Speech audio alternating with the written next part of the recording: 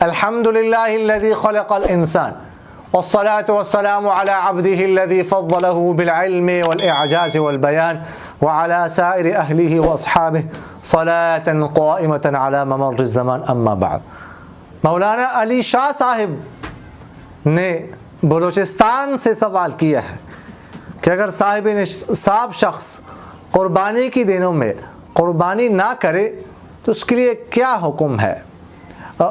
قربانی نہ کرے تو اس کے لیے حکم یہ ہے کہ بعد میں ایک جانور کی قیمت صدقہ کرے گا. کیا وہ بڑے جانوروں کے 7ویں حصے کی قیمت صدقہ کر سکتا ہے؟ جو شخص صاحب نصاب ہو قربانی کے دن میں قربانی نہ کرے تو اس کے لیے اصل حکم تو یہ ہے کہ وہ درمیانے درجے کہ بکری کی قیمت صدقہ کرے گا.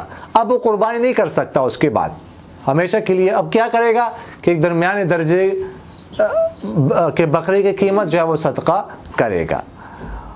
اور اسی طرح ایک حصہ جو بڑے جانور کا حصہ ہوتا ہے 7واں حصہ, اس کی قیمت بھی جو ہے نا وہ صدقہ کر سکتا ہے, اس کی بھی گنجائش ہے, یہ بھی جائز ہے.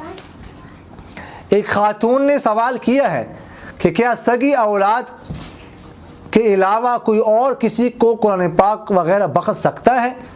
کیا میں اپنے نانا ابو کو بخش سکتی ہوں؟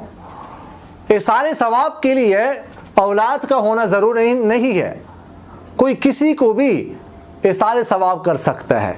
قرآن پاک نوافل ذکر وغیرہ پڑھ کے وہ کسی کو ایصال ثواب جو ہے کر سکتا ہے, چاہے اولاد ہو یا نہ ہو, چاہے رشتہ دار ہو یا نہ ہو, کوئی کسی کو بھی جو ہے نا وہ کر سکتے. لہٰذا آپ اپنے نانا ابو کو جو ہے نا وہ کر سکتی ہیں.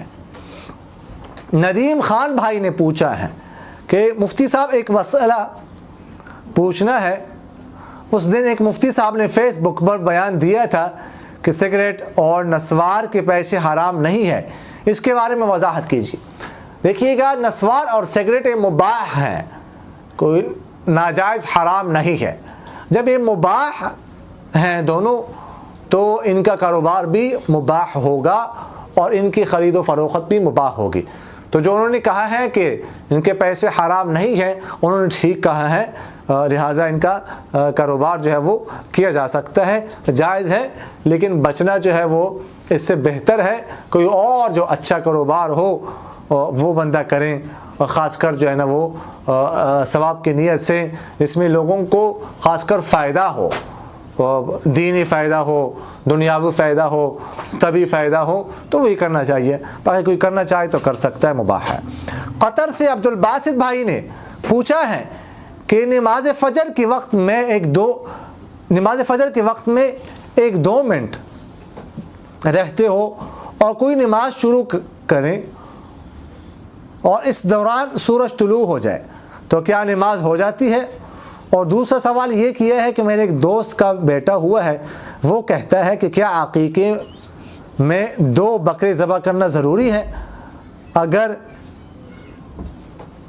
کسی غریب کو یا مسجد میں پیسے دے دوں اس کی جگہ پر تو کیا عقیقہ ہو جائے گا؟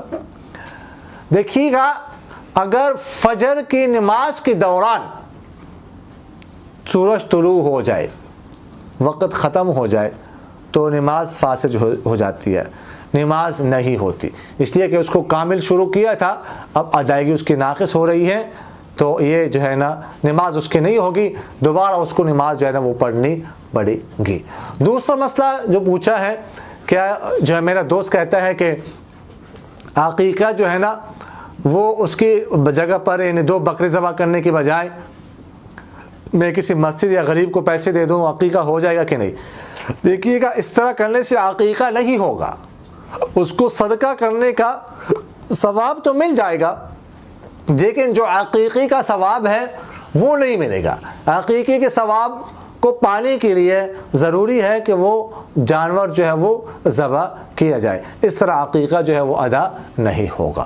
اقول قولی ھذا استغفر اللہ لی ولکم ولسائر المسلمین فاستغفروہ انہ هو الغفور الرحیم.